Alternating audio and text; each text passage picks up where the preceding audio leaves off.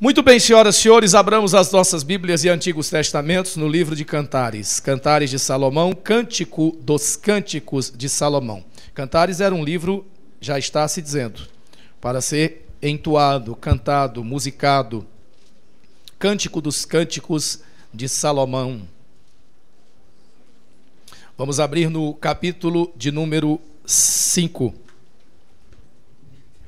Eita, Vitória, já começou aí, antes da mensagem, agora começou a pegar aqui. Ô, Vitória de Deus, é tremendo, né? É sério, viu, meu filho? Glória. Cantares, capítulo de número 5. Amém. Verso de número 9 ao 16. Amém. Verso 9 a 16. Quantos encontraram, por favor, manifestem-se dizendo amém? Amém. Que maravilha. Está escrito: que é o teu amado mais do que outro amado, ó tu, a mais formosa entre as mulheres. Que é o teu amado mais do que outro amado, que tanto nos conjuras? Resposta da esposa ao coro: o meu amado é alvo e rosado, o mais distinguido entre 10.000.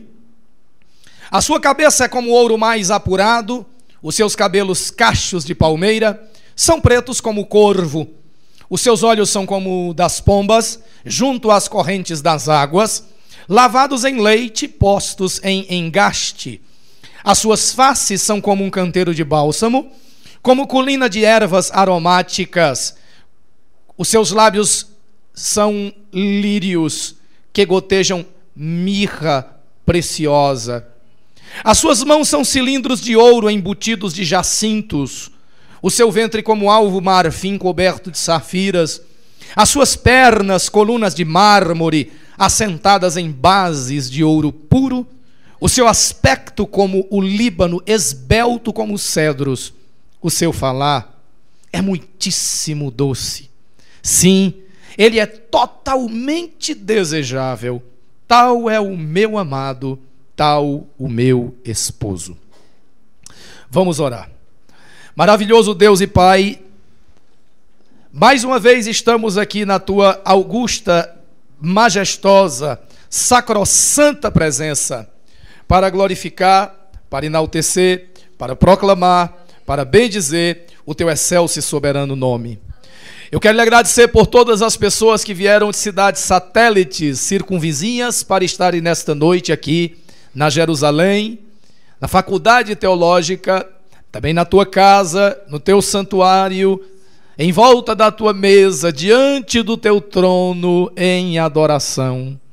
Deus, eu quero lhe agradecer pela tua palavra, sempre edificante, sempre viva, sempre eficaz, sempre tão penetrante. Eu quero lhe agradecer pelos presentes e por aqueles que estarão nos acompanhando através desta reflexão, desta mensagem. Toca-os com grande unção, visita-os com grande poder, abre o entendimento, dilata as percepções, dá-nos agudeza de espírito e de raciocínio, para que possamos tratar das excelências da tua palavra. Queremos glorificar-te, ó Cristo. Todas as constelações e galáxias celestes cantam a glória da majestade do sol da justiça, da estrela resplandecente da manhã. Todos os jardins e pomares deste mundo cantam a glória e a majestade daquele que é o lírio dos vales e a rosa de Saron.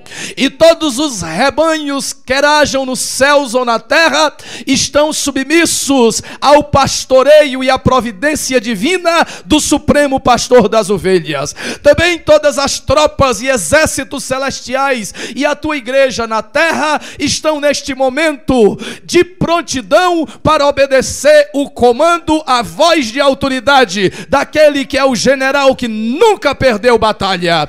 Meu Deus, agora faça coisas tremendas como o Senhor sempre tem feito, e nós estamos aqui para adorar. Nós não viemos aqui perder tempo, brincar por lazer, por diversão. Nós não viemos aqui por um compromisso social, por uma obrigação religiosa. Nós Nós viemos aqui porque te amamos. Nós viemos aqui porque te adoramos. Nós viemos aqui porque queremos crescer na graça, queremos crescer no conhecimento, queremos dar-te o nosso melhor. Faça então, Senhor, tudo de forma que o teu nome seja glorificado em nós, em o nome do Senhor Jesus Cristo. Amém e amém. Graças a Deus. Assentem-se, por favor.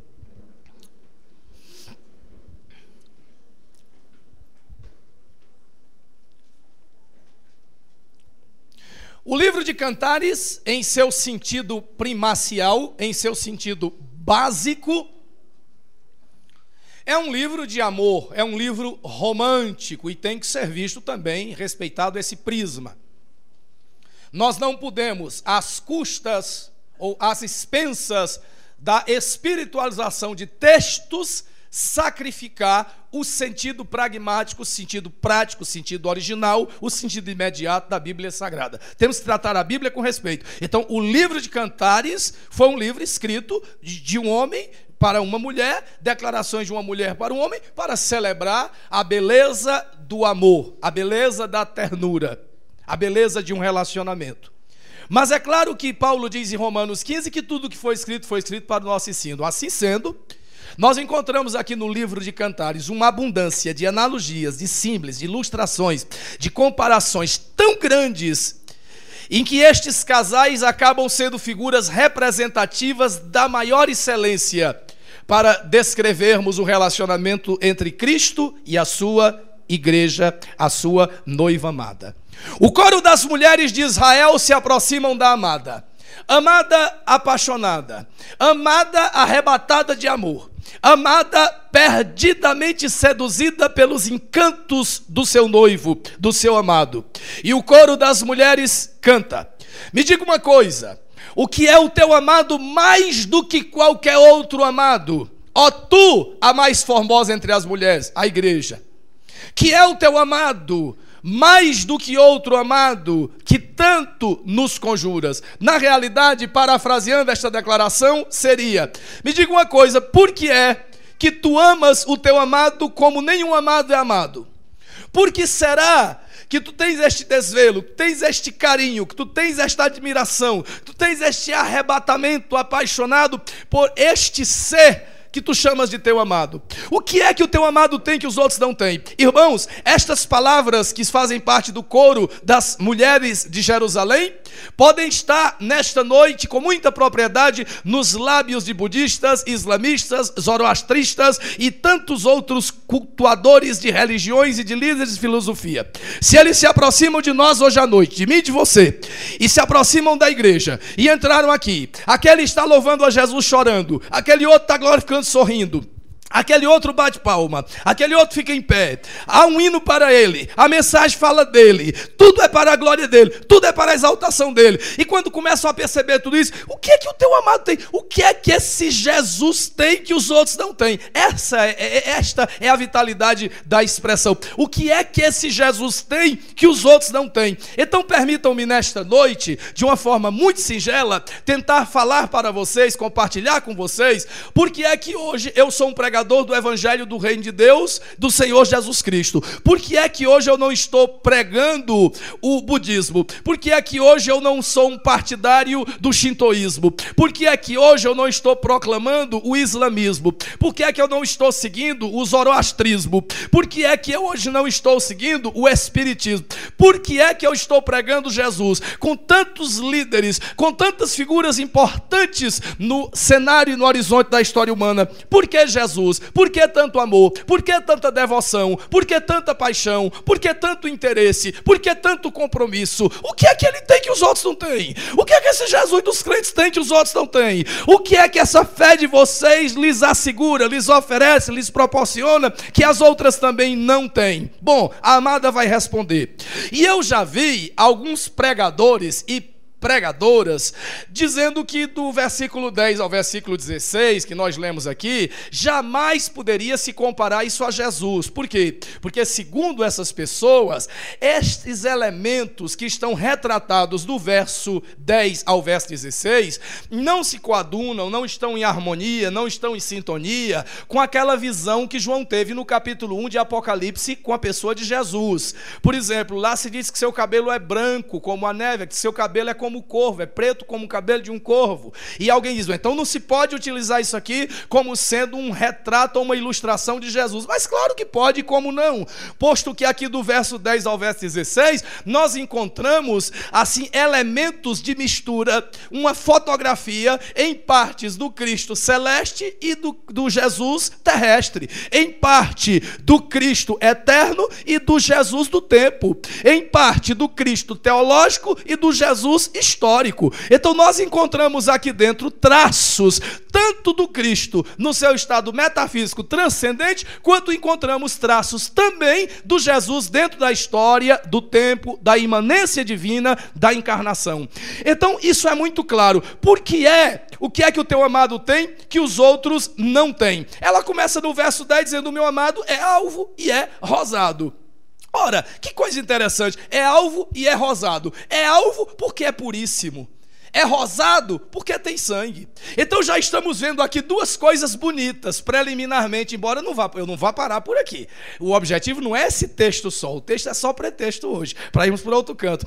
Mas quando diz assim, o meu amado é alvo, eu descubro uma coisa, que Jesus é imaculado, que Jesus é santo, que Jesus é perfeito.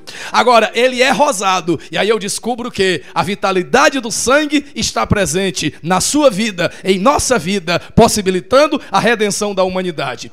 Aí vai dizendo, sua cabeça é como o ouro mais apurado. E eu tenho uma mensagem que eu trato exclusivamente do texto, onde eu falo a beleza da cabeça de Jesus, não só fisiologicamente, anatomicamente falando, mas a beleza da cabeça de Jesus no sentido das suas ideias, das suas concepções filosóficas. Nós tratamos sobre isso. Aí vai dizendo, seus cabelos são cacho de palmeira, e fala dos olhos, a simplicidade dos olhos como uma pomba, e fala no versículo 13 da sua face, como um canteiro de bálsamo, a face de Jesus. Fala dos seus lábios que são como lírios, aqueles lábios gloriosos, as suas mãos cilindros de ouro, fala das suas pernas, e lá no verso 16 está dizendo, e o seu falar é muitíssimo doce. E a amada, completamente perdida de paixão por esse amado, ela diz assim, quer saber de uma coisa? Eu não tenho mais nem o que descrever, só tenho uma coisa a dizer, ele é totalmente desejável. Ela diz, não existe nada nele que não seja bonito, não existe nada nele que não seja atrativo, não existe nada nele que eu não goste, não existe nada nele que eu não aprecie. Ele é todo bonito, os lábios dele são bonitos, os olhos dele são bonitos, o rosto dele é bonito, as mãos dele são bonitos, os pés dele são bonitos, os cabelos dele são bonitos, tudo dele é bonito, o seu falar é bonito. Irmãos, quantos querem nesta noite dar-se uma rachada de glória, porque em Jesus tudo é bonito? Quando fala de Jesus, a igreja fica assim mesmo. Olha, no linguajar cearense, a igreja fica assanhada. Fica mesmo. Fala de Jesus. Jesus é totalmente desejável. E por que ele é totalmente desejável? Eu lhe daria algumas razões. Primeiro, porque ele em si só é maravilhoso. O profeta Isaías, referindo-se ao seu nome, diz, porque o menino nos nasceu, um filho se nos deu, e o governo está sobre os seus ombros, e o seu nome será maravilhoso, conselheiro, Deus forte, Pai da eternidade, príncipe da paz. Ele é maravilhoso. Maravilhoso na glória da sua pré-existência, maravilhoso na sua encarnação, nos amando, se humanando e vindo morrer por nós na cruz. Maravilhoso nos seus ensinos, maravilhoso em milagres estupendos, maravilhoso em sua autoridade, maravilhoso em seu conforto, maravilhoso dando a sua vida na cruz do Calvário pela redenção humana, maravilhoso sendo sepultado e se levantando ao terceiro dia com todo o poder no céu e na terra, maravilhoso subindo ao céu cercado de anjo e lá em cima se dizendo, levantai, ó portas, as vossas cabeças, levantai-vos, ó portais eternos, porque vai entrar o Rei da Glória.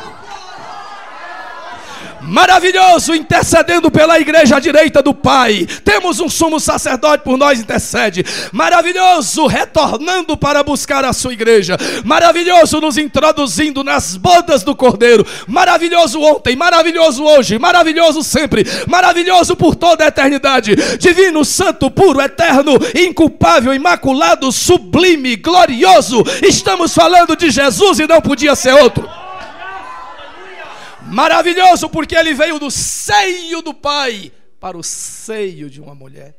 Maravilhoso porque curava as multidões sem remédio, sem preço e sem bisturi.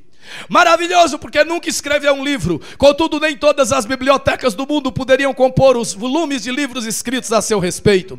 Somente no século passado, na Biblioteca Nacional de Paris, considerado celeiro cultural do Ocidente, apareciam mais de 72 mil volumes tratando somente a respeito da pessoa de Jesus. Ninguém ganha. O seu nome é único, associado sem mediações ao nome do próprio Deus. Nunca escreveu um hino, contudo ele é o tema de todos os hinos sacros, cantados em todas as línguas, cantados em todas as raças, e até cantores populares têm que cantar a glória do seu nome e da sua majestade.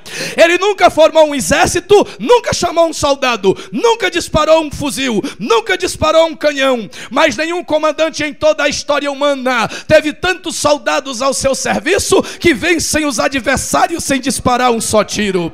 Ele é o homem ideal da antropologia, ele é o Deus ideal da teologia, ele é o homem perfeito da sabedoria, da filosofia. Na gramática ele é o verbo, é a estrela da astronomia, a rocha da geologia, a vida da biologia, o número da matemática. Ele é o pacificador das contendas, ele é o médico que cura todas as doenças, ele é o advogado das causas perdidas. Na sua vida ele é o meu exemplo, na sua morte ele é a minha propiciação, na sua ressurreição eu vejo um conquistador, na sua ascensão ele é um rei, na sua intercessão ele é um sumo sacerdote que vive para sempre. Grandes homens aparecem e desaparecem, mas ele disse a seu respeito: Jesus Cristo é o mesmo ontem, hoje e será eternamente. Oh, Jesus não é só um ponto cronológico na história do tempo, ele é o grande divisor das águas na própria história da nossa salvação.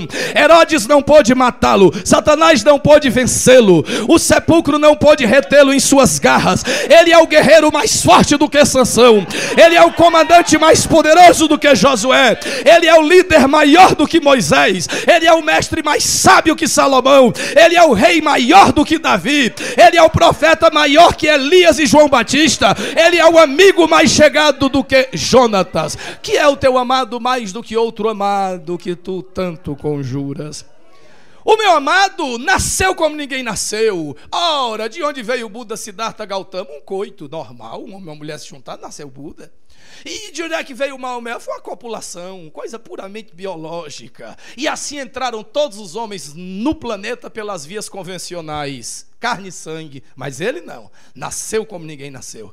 Não foi um homem chamado José que cobriu uma virgem chamada Maria. Foi um ser celeste que desceu em glória e majestade e disse assim: mulher, descerá sobre ti o Espírito Santo, e o poder do Altíssimo te envolverá com a tua sombra. O resto vem tudo de baixo, só ele é que vem de cima. O resto é tudo sêmen humano, mas ele veio do sêmen divino do próprio Deus. Ele ainda era uma criança e ele fez com que um rei chamado Herodes tremesse lá no seu trono. Na noite em que ele nasceu foi glorificado por anjos. Ainda era um adolescente de 12 anos e ele confundiu os sábios com a sua sapiência. Ele viveu e falou como nunca ninguém falou. Ele multiplicou o átomo, portanto ele é o senhor da era atômica. Ele transformou moléculas, portanto ele é o grande mestre da alquimia eterna. Ele venceu a lei da gravidade caminhando em cima do mar da Galileia como se fosse uma calçada. Ele nunca se afastou mais de 160 quilômetros da sua terra, mas contudo o mundo inteiro ouve a sua voz e conhece a sua pessoa. Ele nunca levantou uma oferta em um culto. Contudo, meus irmãos, templos e catedrais e obras de arte são feitas para exaltar a grandeza e a glória da sua pessoa. Ele é aquele que curou doente, purificou leprosos, botou o diabo debaixo dos pés. Ele é aquele que, quando na cruz do Calvário morreu, realizou 4 coisas que ninguém fez. Primeiro, Quando Jesus morreu na cruz do Calvário, no inferno, Satanás foi vencido. No céu, o cântico do Cordeiro foi introduzido e os anjos começaram a cantar um canto que nunca foi cantado. Ao que está sentado no trono e ao Cordeiro, seja o louvor e a honra e a glória e a majestade, o domínio e as ações de graça pelos séculos dos séculos. No universo, Efésios capítulo 1, verso 10, houve uma reconciliação lá das coisas de cima com as coisas de baixo. E no nosso coração também aconteceu uma coisa. Aconteceu no céu, aconteceu no inferno, aconteceu no universo e aconteceu no nosso coração. O vírus do pecado foi erradicado e a sua graça entrou vitoriosa e triunfante nas nossas vidas. Por que não prega o Buda? Porque Buda significa iluminado e Jesus não é um iluminado, Jesus é luz. Aliás, a única mulher que literalmente no planeta Terra deu a luz se chama a Virgem Maria. Porque mulher não dá luz, a mulher quando vai ter um filho não vai dar luz, vai parir. Agora, Maria não, Maria deu a luz porque ele disse: eu sou a luz do mundo. Então bendito seja Deus. Eu até imagino a Virgem Maria naquela hora lá, e chegando José, aperreado de um lado para o outro, correndo. Temos até uma mensagem sobre isso. E eles: olha, arranja um lugar, minha esposa está com as pernas inchadas, os pés doendo da viagem, já está em trabalho de parto, o menino está para nascer, e Maria aflita, e José lá do lado, e diziam: aqui não, e aqui não, e aqui não, e aqui não. Aí José insiste: moço, pelo amor de Deus, arruma um lugar aí para minha mulher. Aí o centro fica irritado com aquela insistência de José e diz assim: o que você está pensando, rapaz? Para de perturbar. Você acha que essa mulher parece que está sem um rei na barriga, é? É, tinha mesmo. Tinha mesmo. Essa tinha. Aquela tinha um rei na barriga. E não era um rei qualquer. Rei dos reis e senhor dos senhores.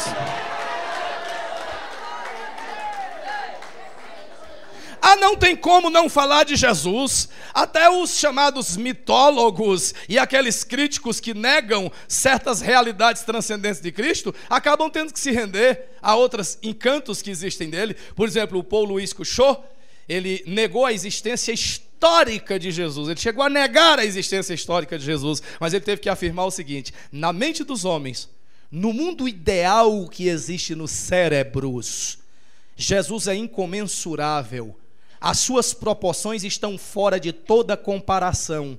A sua ordem de grandeza é impossível de imaginar. Ernest Renan, o grande crítico da deidade de Jesus, da divindade de Jesus, tem que baixar a cabeça com honestidade e dizer: arrancar o nome de Jesus do mundo seria fazer tremer os seus fundamentos. Jesus, sim. Neste nome há força e há poder que os séculos não podem esgotar. Nele existe o vinho generoso da graça, sempre capaz de nos inebriar. Ele tem a lei suprema e a autoridade diante da qual todo mortal tem que se dobrar. Aí você me diz: mas o que é que Jesus fez de tão especial? Jesus nunca pintou um quadro bonito. Que coisa. Aí se torna mais especial, porque os maiores pintores e artistas da história, Jesus nunca pintou um quadro, mas vá atrás de Rafael, vá atrás de Michelangelo e vá atrás de Leonardo da Vinci. O melhor que pintaram foi para ele, inspirados nele. Mas Jesus nunca fez uma poesia. É verdade? Pois vai perguntar o Dante Alighieri, ou o John Milton, ou escritores como Leon Tolstói, ou como Fyodor Dostoiévski, e você vai perceber que todos eles inspiraram as melhores obras da sua vida nesse personagem chamado Jesus. E Jesus influenciou alguma coisa na pintura? Já vimos. E na poesia? Também. Influenciou música? Pergunte a Mendelssohn, pergunte a Beethoven, pergunte a Sebastian Bach, pergunte a Handel, se Jesus influenciou alguma coisa na música. E na ciência? Precisaríamos de muito tempo para falar de todos os cientistas que exaltaram a glória da sua majestade e a soberania da sua pessoa divina. Quantos podem aplaudi-lo?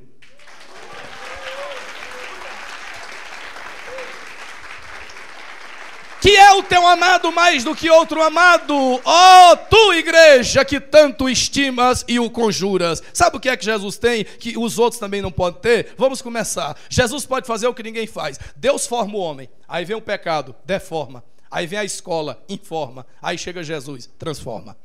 Se você se aproximar dos grandes personagens da Bíblia Sagrada e disser assim: João Batista, por obséquio, quem é cidadão? Oh, este é o Cordeiro de Deus que tira o pecado do mundo. E eu vi o céu aberto, e eu vi o Espírito Santo descendo em cima dele, e ouvi uma voz majestosa vindo do céu dizendo: este é meu filho amado em quem eu me comprazo. Natanael, por obséquio, o senhor também está na Bíblia, deu o seu testemunho. Quem é ele?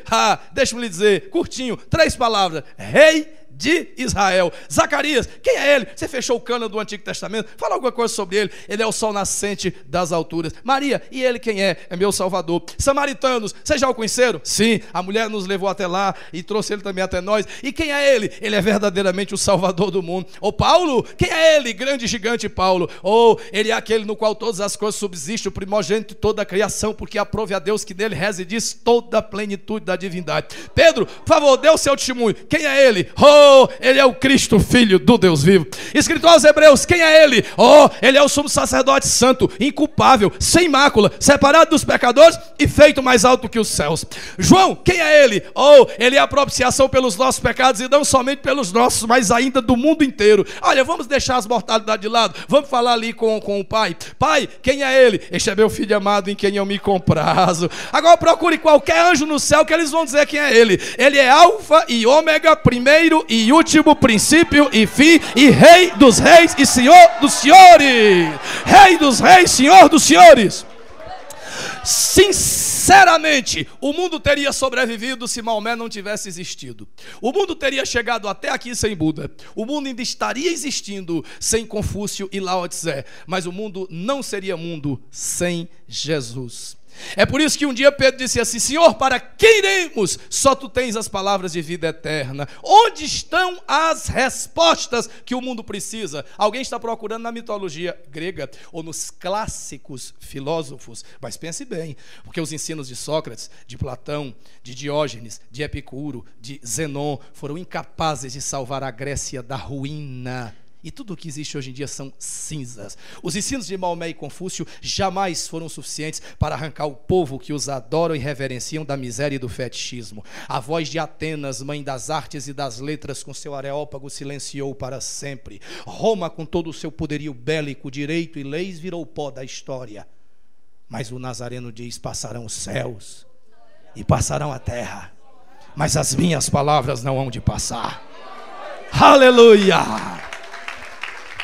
Ele é o caminho para o perdido, é a verdade para quem foi enganado e traído, é a vida, é o verbo que dá força e significado, é a ressurreição de uma esperança morta. E dentre tudo que Jesus foi revolucionário, ele um dia chegou para os discípulos e disse assim: o que ninguém pôde dizer, vão pelo mundo todo, porque ele sabia que a obra dele ia chegar ao mundo todo, vão pelo mundo todo. Mas quem és tu, Galileu? Sem homens importantes, sem políticos, sem estrutura, sem exércitos, quem és tu para chegar para um bando de discípulos iletrados, indoutos, incultos e dizer: vão pelo mundo todo e preguem meu evangelho a toda criatura? Agora, quer saber de uma coisa? Não existe ninguém no mundo que tenha seu dia de aniversário comemorado universalmente. Só existe um: Jesus de Nazaré. Isso se chama Natal.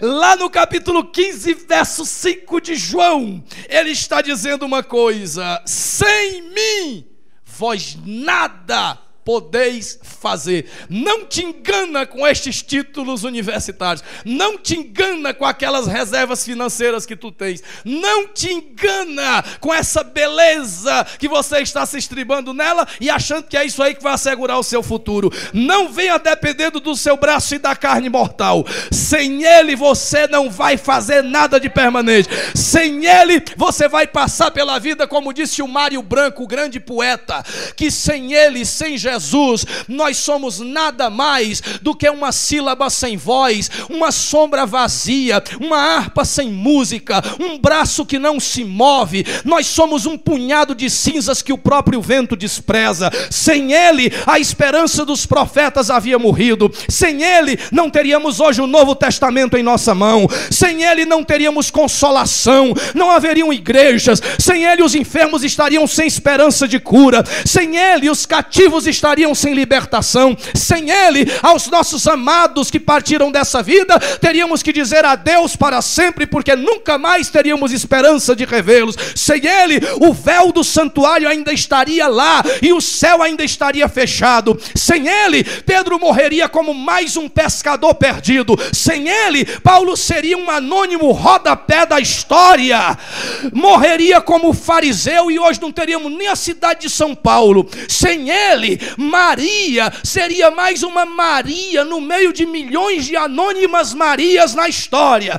Mas quando Jesus entra na vida de alguém, o Pedro não é mais um Pedrinho qualquer, o Paulo não é mais um Paulinho qualquer, e a Maria não é mais uma Mariazinha qualquer. Quando ele entra, revoluciona. Quando ele entra na história, a coisa muda. De alfa, ômega, tudo nele é glória. Olhe para Jesus, tudo nele é glória. A sua encarnação está marcada pela glória, a sua crucificação está cheia de glória, a sua ressurreição é glória, na sua ascensão é glória. Ele veio da glória em glória, perdoou voluntariamente, ele morreu vicariosamente, ele ressuscitou visivelmente, e ele vive vitoriosamente, e ele voltará em glória para buscar uma igreja gloriosa, que crê numa palavra de glória, que vai morar na glória, para a glória do Deus glorioso. Você quer informações de Buda? Eu te dou. Buda é um cidadão que nasceu em 560 e morreu em 480 AC, antes do meu Jesus e do teu. Quer saber de Maomé? Baixe a cabeça, muçulmano. Ele nasceu 570 e morreu 632 depois do nosso querido Jesus. Quer saber de Confúcio? Nasceu por ali em 551 e morreu ali em 479, antes do nosso Jesus. Quer saber de Allan Kardec? Nasceu ali por volta de 1803 e andou morrendo ali em 1869, depois do nosso Jesus. Agora tem uma coisa, deu uma chegadinha lá no rio Ganges. Cinzas de Mahatma Gandhi para sempre se foram. Deu uma voltinha lá para o lado de cá, para o Lavastor da Índia, tá, resto lá de Buda. Dá uma chegada lá na França e vá lá ver o túmulo de Allan Kardec, faça uma visita. Vá lá em Roma e se tiver oportunidade, veja lá, tem muito pó de papa guardado por ali. Agora chegue lá em Jerusalém no final de outubro conosco. Você vai chegar num túmulo, e quando este Jesus que adoramos morreu, quando este Jesus que reverenciamos morreu, sabe o que aconteceu quando ele morreu? Para terem certeza, o soldado disse: eu quero ter certeza que ele está morto, deixa eu meter uma lança aqui para rasgar o coração dele. Aí meteu uma lança, atravessou o coração de Jesus. Pronto, agora ele está morto. Está mortinho mesmo. Agora pega 25 metros de linho, de pano, enrola ele e põe 30 quilos de aromas e põe especiarias, que senão vai apodrecer, vai ficar podre. Bota aqui, embalsama ele e faz o seguinte, e põe também uma pedra grande aqui na porta do túmulo. Põe o diabo, fica todo animado, põe uma pedra de 1,5 toneladas, sepulta ele não pode sair de dentro. São 1.500 quilos segurando ele aí dentro desse buraco. E põe o Célio de Roma, para ter certeza que ele não sai. Quem mexe no Célio de Roma é violação, morre. É um delito estatal, é pena capital. E olha, põe uma escolta de guarda, põe muito guarda lá na porta, põe pelo menos uns 100 guardas lá na porta da sepultura dele, para ninguém mexer, para depois não vir com conversa dizer que foi ele que ressuscitou. E o diabo diz: arregimenta, chama os demônios mais furiosos que tem aqui, chama os piores, chama os mais valentes, traz eles tudo, põe tudo ali ao redor daquela sepultura. Não deixa o homem sair, porque ele andou dizendo que ia sair dali. Ele não pode sair, porque se ele sair, a causa está perdida. Preste bem atenção. Fizeram tudo isso, mas no terceiro dia, diz a Bíblia que houve um terremoto. Diz a Bíblia que a pedra foi rolada. Diz a Bíblia que o selo foi arrancado. Diz a Bíblia que os guardas foram paralisados. Os demônios caíram por terra. E eu quero lhe dizer hoje, Jesus de Nazaré saiu daquela sepultura dizendo: toda autoridade me foi dada no céu e na terra. E eu vou te dizer uma coisa agora, e olha o que eu vou te dizer, igreja, e vai segurando aí porque é de Deus. Eu quero te dizer hoje que quando Jesus ressuscitou, ele está dizendo: o inferno está derrotado, o inferno está falido, o inferno está fechado e as portas estão abertas para a minha igreja.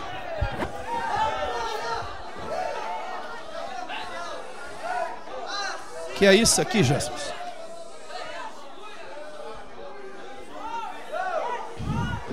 Que é o teu amado mais do que outro amado? Que tanto tu conjuras? Deixa eu lhe dizer uma coisa. Algumas pessoas, vocês já ouviram falar, todo mundo já ouviu falar de um cidadão que se costumam chamar Alexandre o Grande. Eu falei outro dia aqui que conceito de grandeza é muito subjetivo. Grande para quem? Alexandre o Grande, grande por quê? Lá em Daniel ele é chamado de o pequeno chifre, não é grande. E para a igreja ele não é nada de grande. Você quer ver alguma coisa? Tanto Alexandre como Jesus começaram a sua carreira de conquistadores muito cedo. Agora existem algumas diferenças. Eles começaram todos cedinhos. Alexandre começou a sua carreira de conquistador muito jovem. E curiosamente morreu com a mesma idade de Jesus. 33 anos. O chamado Alexandre o Grande. Mas só existe semelhança nessas coisas. Em quê? Começaram jovens e morreram jovens. E as dessemelhanças? As dessemelhanças? Alexandre o Grande era filho de um grande imperador, o Filipe II. Alexandre o Grande foi instruído por Aristóteles, o seu tutor, grande filósofo, respeitadíssimo. Alexandre o Grande viveu num palácio, cercado de confortos, esteve num trono e na sua morte reverenciado. Esse Jesus não está em palácio, está dizendo que não tem onde reclinar a cabeça. Esse Jesus não tem súditos, bravos generais. Esse Jesus não é filho de um imperador, humanamente é filho de um carpinteiro. Esse Jesus não está sendo tutelado por Aristóteles. Esse Jesus não morre como Alexandre num palácio e num trono cercado de conforto. Morre numa cruz ignominiosa, cercado de opróbrios e escárnios. Mas sabe a diferença? É que esse Alexandre conquistou muito trono, mas não conquistou túmulo. E esse Jesus conquistou tronos e conquistou todos os túmulos. A diferença é que esse Alexandre para a cova foi e na cova ficou. Portanto, retiro diante da igreja desta noite o epíteto, a alcunha de que Alexandre seja o grande. Ele não passa de um pequeno no meio de anões. Grande é esse Jesus que a igreja adora. É por isso, senhoras e senhores, que quando eu falo de Jesus, eu não falo de um deusinho qualquer, eu falo do Deus forte. Quando eu falo de Jesus, eu não falo de um cometazinho de Halley, eu falo do grande sol da justiça. Quando eu falo de Jesus, eu não falo de um soldadinho qualquer, eu falo do almirante, brigadeiro dos brigadeiros, general dos generais, comandante em chefe de todos os exércitos celestes. Quando eu falo de Jesus, eu não falo de uma célulazinha qualquer, de uma ameba. Eu falo do cabeça da igreja. Quando eu falo de Jesus, eu não falo de um senhorzinho qualquer que se põe no bolso ou pendura no pescoço ou na orelha. O Jesus dos crentes não é enfeite no pescoço de bandido e nem na orelha das prostitutas e travesti que vão para as esquinas. Eu, quando falo de Jesus, eu não falo de qualquer um. Eu falo do melhor, eu falo do maior, eu falo do bom, do grande, do eterno, do santo, do puro, do verdadeiro, do imortal, do real, do sensacional, do sublime, do glorioso, do eterno. Agora, quando eu penso em Jesus, eu não penso embaixo, eu penso em cima. Quando eu penso em Jesus, eu não penso em morte, penso em vida. Quando eu penso em Jesus, eu não penso em derrota, só penso em vitória. Quando eu penso em Jesus, eu não penso no que já era, como nosso ilustre Leonel Brizola. Alguém vai dizer, já era. Eu não penso em Jesus como já era, eu penso naquele que era, que é e que há de vir. Quando eu penso em Jesus, eu não penso em desistir, eu só penso em lutar. Quando eu penso em Jesus, eu nunca penso em fracasso, só penso em sucesso. Quando eu penso em Jesus, eu não penso em mais um, eu penso só no único. Aí você diz assim, mas pastor Darcio, o senhor está dizendo que Jesus é tudo isso, ao contrário de mim, eu sou um ninguém. Maravilha, venha para Cristo que o ninguém vira alguém. Pastor, mas o senhor não sabe, eu sou tão ruim, eu sou um ordinário, vai virar um extraordinário. Pastor, eu me sinto um zero à esquerda. Jesus disse, eu e o Pai somos um. Se o homem é zero, quando ele diz eu e o Pai somos um, pega um e joga na frente do zero, quem era zero vira nota 10. Aí você diz assim, mas eu não sei. Você não sabe, mas ele sabe. Eu não posso, você não pode, mas ele pode. Mas eu não sou, e não interessa quem você não é mesmo, mas ele é o que é, e ele sempre será o que foi. O poeta morre, mas a poesia fica. O músico morre, mas a música é eterna. O artista perece, mas a arte permanece. O pregador um dia se vai, mas a mensagem e o Cristo que pregamos para sempre ficará. Por isso, crente, prega Jesus. Se você for pregar para um artista, fala do todo amável. Se estiver evangelizando um arquiteto, fala da pedra de esquina. Agora, se for pregar para um astrônomo, fala do sol da justiça e estrela da manhã. Se for pregar para um padeiro, fala para ele do pão da vida. E se for pregar para um carpinteiro, fala do colega de ofício. Se for pregar para um professor de biologia, fala da vida. E se for para um construtor, tu fala sobre o firme fundamento. Agora, se for pregar para um médico, fala daquele que é restaurador da saúde. E se for pregar para o professor, fala do grande Rabi da Galileia, mestre dos mestres. Se for falar para alguém que está ligado à agricultura, fala do Senhor da seara. E se alguém encantado por rosas porque é florista, prega a rosa de Saron e o lírio dos vales. Agora, se você vai evangelizar um geólogo, fala do fundamento, fala da rocha eterna. Se é um horticultor, que tal a videira verdadeira? Se vai falar para um juiz, fala do advogado e do legislador. Se vai pregar para um filósofo, prega a sabedoria. E se vai falar para um escultor, fala da pedra viva. Se vai falar para um servo, fala do Senhor. Se vai falar para um teólogo, prega o autor e consumador da fé. Se é um veterinário, prega o criador de todo ser vivo. Se é um empresário, fala daquele que cuida dos negócios. E se é um soldado, fala do grande general, ainda manda ele bater continência. E se é um lixeiro, fala daquele que tira o lixo da mente do pecado e joga lá fora. Vai pregar para um motorista, fala daquele que dirige a vida. Se vai pregar para um pecador, fala do Cordeiro de Deus, tira o pecado do mundo. E se vai pregar para um santo, fala da nossa santificação e inspiração. Ah, mas o senhor esqueceu, meu pai eletricista, queria tanto pregar para ele. Prega que Jesus é a luz e dá energia. Quando Jesus Cristo, quando falamos de Jesus, nós podemos ter certeza de uma coisa. Sabe por quê? Você sabe que hoje é dia de luto no inferno. Hoje é dia de luto no inferno. Aqui da Asa Norte, está saindo labareda aqui para todo lado do Brasil. Porque quando nós falamos de Jesus, o inferno desespera, mas nele o crente espera, a igreja prospera e é o céu que impera. Glorificado seja o nome do Senhor.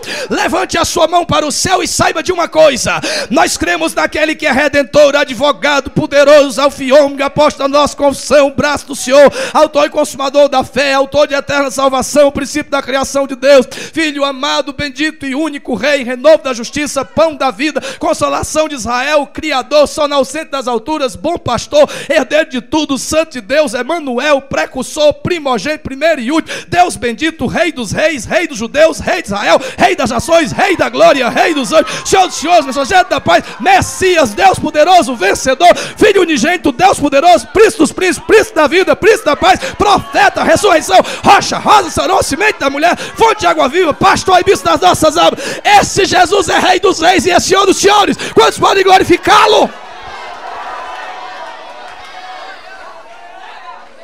Que é o teu amado mais do que outro amado, tu que tanto conjuras. E diz o poeta, na minha conclusão, diz o poeta diz, neste mundo há muitos Cristos, de muitas formas, de várias cores e de vários tamanhos. Cristos feitos, Cristos inventados, Cristos moldados, Cristos tristes, Cristos desfigurados. Há Cristos para cada gosto, cada interesse, cada projeto, cada objetivo. Há o Cristo das belas artes, motivo como tantos outros para expressar uma forma ou exibir uma escola, o próprio homem criado. É um Cristo para exaltar o autor, seu talento e seu exibicionismo. É um Cristo despido de autoridade, sem expressão e sem divindade. Há o Cristo da literatura, da prosa, do verso, do livro famoso, de best-sellers. É o Cristo pretexto que serve de texto dentro de um contexto que ajuda o seu autor a faturar mais, a ser mais lido e mais procurado. Há o Cristo das cantigas, deturpado, maltratado, irreverentemente cultuado. Aparece na crista da onda, estoura nas paradas de sucesso, é cantado nos salões e circula aos milhões em cinemas como mercadoria para enriquecer a muitos. É o Cristo da algibeira, fabricado como produto de consumo. Há até o Cristo do cinema e do teatro, sucesso de bilheteria. É a expressão da arte moderna que faz caricatura da maior personagem da história. É um Cristo musicado, maquinizado, encenado. É Cristo para espetáculo, para os olhos, para o lazer, para a higiene mental. Há o Cristo do crucifixo de pedra, de mármore, de metal, de bronze e de madeira. É um Cristo para a aparência, para o colo da jovem, para o peito desnudo do rapaz excêntrico. É apenas ornamento ou simples decoração, embora alguns lhe prestem culto. Ele não vê, não ouve, não se move, não entende. Ao Cristo dos teólogos, difícil de entender, muito difícil de entender, muito complicado. É o Cristo de eruditos para cultos privilegiados. É um Cristo só para ser analisado, discutido e dissecado. É aceito apenas intelectualmente, não modifica, não regenera, não transforma, não muda. Há também, infelizmente, o Cristo de certos irmãos que o tem ainda no túmulo. É o Cristo crucificado, morto e sepultado, ainda conservado numa tumba fria e dura. É o Cristo que não vive, porque os seus adoradores estão mortos, sem despertarem para a vida do próprio Cristo, da qual lamentavelmente ainda não receberam. O meu Cristo não é nenhum desses. O meu Cristo é o Filho do Deus Altíssimo, que encarnou, que nasceu, que sofreu, foi condenado à morte e sepultado por causa dos meus pecados. O meu Cristo não ficou retido na sepultura, ele ressuscitou, subiu aos céus, reina à direita de Deus. Um dia voltará e procura os fiéis da terra, que o adorem em espírito e em verdade. O meu Cristo é cultuado, é admirado, é adorado, porque está vivo e bem vivo. O meu Cristo vive nas palavras que proferiu, o meu Cristo vive nos ensinos que deixou, o meu Cristo vive nos atos que praticou, o meu Cristo vive nas obras que realizou, o meu Cristo vive nas almas que salvou, o meu Cristo vive, e eu sei muito bem disso, e não tenho dúvida que ele vive, porque o meu Cristo vive em mim. Que é o teu amado mais do que outro amado que tu tanto conjuras, ó mais formosa entre as mulheres. Ah, quando contemplo o seu nome faz todas as harpas celestiais tocarem em melodia eterna. No seu nome pequeno estão contidos todos os aleluias e glórias da eternidade. Nessas duas sílabas, Jesus está todo o sentido do meu destino e da minha razão de viver. Com o J eu entendo que ele é justo e justificador. Com o E eu entendo que ele é eterno.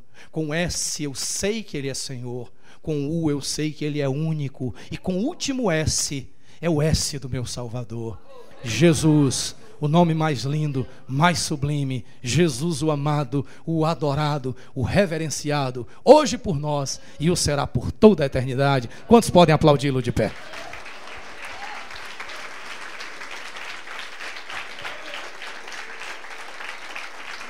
Quando Juscelino Kubitschek inaugurou Brasília, diga para quem está do seu lado, quando o presidente Juscelino Kubitschek inaugurou Brasília, as grandes multidões o aplaudiram por 5 minutos, sem parar.